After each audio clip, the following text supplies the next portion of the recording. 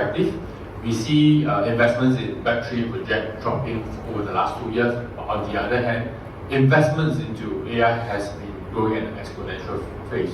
Are you seeing more startups that are leveraging on both AI and Web3? I mean, companies like Office Lab. How do you assess them? Do you use the different metrics to assess the viability of their business model?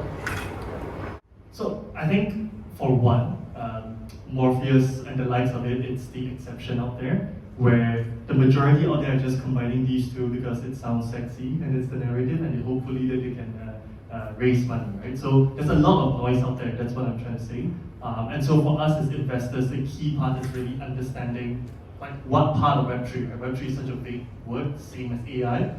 And I think a lot of people confuse automation for AI. Right? If I can do something through a Zapier or IMDT, if this and that, is that really AI? Right? I don't think so, right? AI has to be something more core, more fundamental. And at the end of the day, we as investors look at where value is accrued. Right? To put it bluntly out there, a lot of AI applications, a lot of AI projects are making about 5 to 10 companies very rich. Right?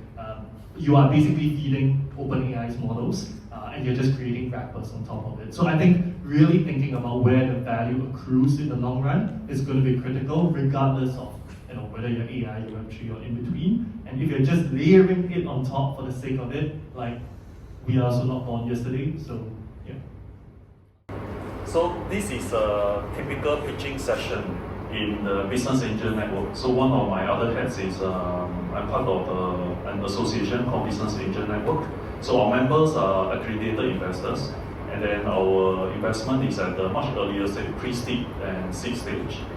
So typically in such a pitching session, like what Qin En said, there are actually a lot of companies that will try to pull a fuss on us to say that they are using this AI technology, less so on blockchain, more on the trying to hype up the AI.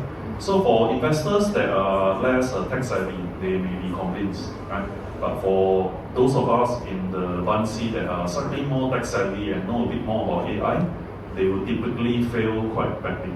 How we do due diligence on companies, we split it into two types. One is non-blockchain, which is a bulk of the companies out there, and one is a blockchain type of companies. So this was one of the frameworks that we came up with many years ago. And in fact, we used this to evaluate Morpheus Lab when they came for the pitching session in 2018. So there are 3 criteria here.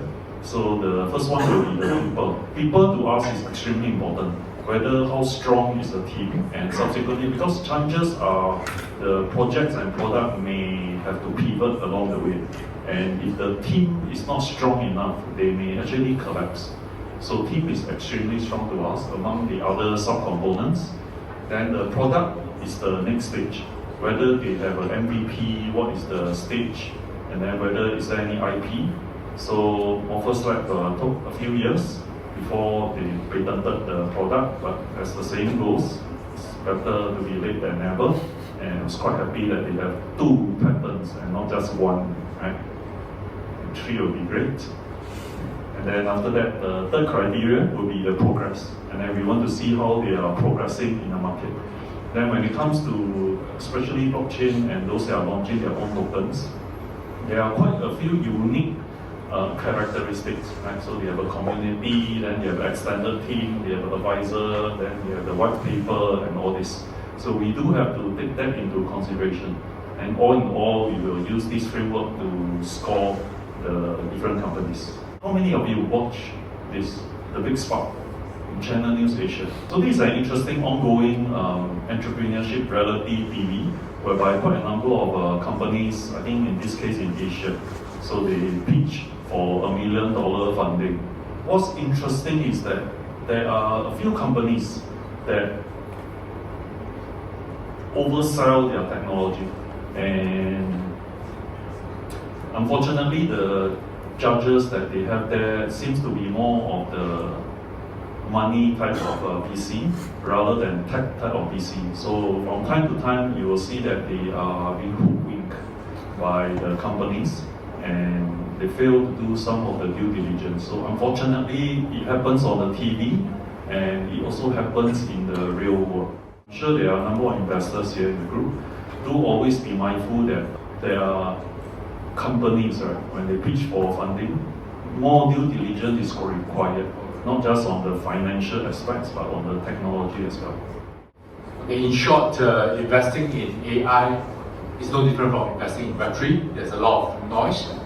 Fundamentals remains very important. The people, product, and progress remains as important as ever.